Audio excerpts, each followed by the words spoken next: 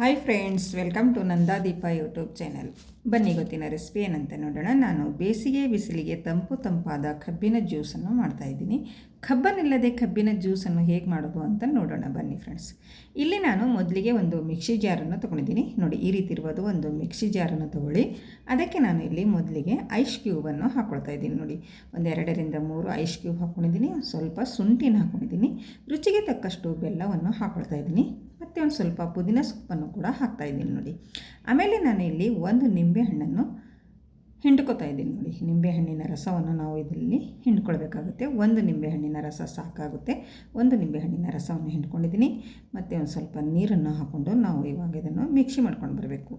ಈ ಪುದೀನ ಮತ್ತು ಬೆಲ್ಲ ಮತ್ತು ಶುಂಠಿ ಎಲ್ಲವನ್ನು ಚೆನ್ನಾಗಿ ಕರಗಿಸ್ಕೊಳ್ಬೇಕು. ಅಲ್ಲಿವರೆಗೆ ನಾವು ಇದನ್ನು ಮಿಕ್ಸಿ ಮಾಡ್ಕೊಂಡು ಬರಬೇಕಾಗುತ್ತೆ.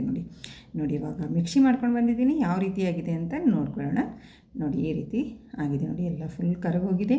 ಇವಾಗ ನಾನು ಒಂದು ಪಾತ್ರೆಯನ್ನು ತಗೊಂಡು ಅದಕ್ಕೆ ಒಂದು ಜಾರಿಯನ್ನು ಇಟ್ಕೊಂಡು ಇವಾಗ ಇದನ್ನು ಸೋದಿಸ್ಕೊತಾ ಇದ್ದೀನಿ. ನೋಡಿ, ಒಂದು ಸ್ವಲ್ಪ ಮೇಲೆ ದಪ್ಪಗಿರುವುದು ಬರುತ್ತೆ, ಅದಕ್ಕೋಸ್ಕರ ನಾವು ಇದನ್ನು ಸೋದಿಸ್ಕೊಳ್ಬೇಕು. ನೋಡಿ, ಈ ರೀತಿ ಸೋದಿಸ್ಕೊಂಡಿದ್ದೀನಿ.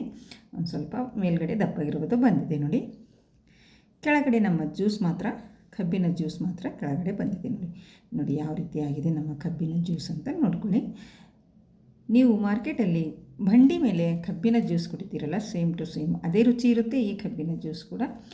ಇವಾಗ ಒಂದು ಗ್ಲಾಸಲ್ಲಿ ಹಾಕ್ಕೊಳ್ತಾ ಇದ್ದೀನಿ. ಒಂದು ಸ್ವಲ್ಪ ಐಸ್ ಕ್ಯೂಬನ್ನು ಹಾಕ್ಕೊಂಡು ಇವಾಗ ಜ್ಯೂಸನ್ನು ಹಾಕ್ತಾ ಇದ್ದೀನಿ. ನೋಡಿ, ಸೇಮ್ ಟು ಸೇಮ್ ಮಾರ್ಕೆಟಲ್ಲಿ ಸಿಗುವಂಥ ನಮ್ಮ ಕಬ್ಬಿನ ಜ್ಯೂಸ್ ಹೇಗಿರುತ್ತೋ ಅದೇ ರುಚಿ ಇದು ಕೂಡ ಅದೇ ರೀತಿ ಇರುತ್ತೆ. ನೀವು ಒಂದು ಸರ್ತಿ ಮನೆಯಲ್ಲಿ ಮಾಡಿ ನೋಡಿ, ತುಂಬಾ ಸೂಪರಾಗಿರುವ ನಮ್ಮ ಕಬ್ಬಿನ ಜ್ಯೂಸ್ ಅಂತೂ ರೆಡಿ ಆಯಿತು. ನೋಡಿ, ನಿಮಗೆ ತುಂಬ ಇಷ್ಟವಾಗುತ್ತೆ. ನೀವು ಮನೆಯಲ್ಲಿ ಮಾಡಿಕೊಡಿ, ಎಲ್ಲರೂ ತುಂಬಾ ಇಷ್ಟಪಟ್ಟು ಕುಡಿತಾರೆ.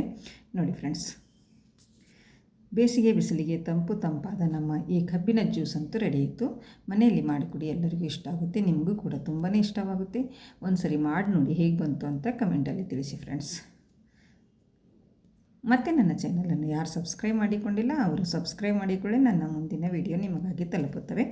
ಮತ್ತು ಒಂದು ಸ್ವಲ್ಪನಾದರೂ ಈ ವಿಡಿಯೋ ಇಷ್ಟ ಆದರೆ ಒಂದು ಲೈಕ್ ಮಾಡಿ, ಶೇರ್ ಮಾಡಿ ಮತ್ತು ಕಮೆಂಟ್ ಮಾಡಿ ತಿಳಿಸಿ.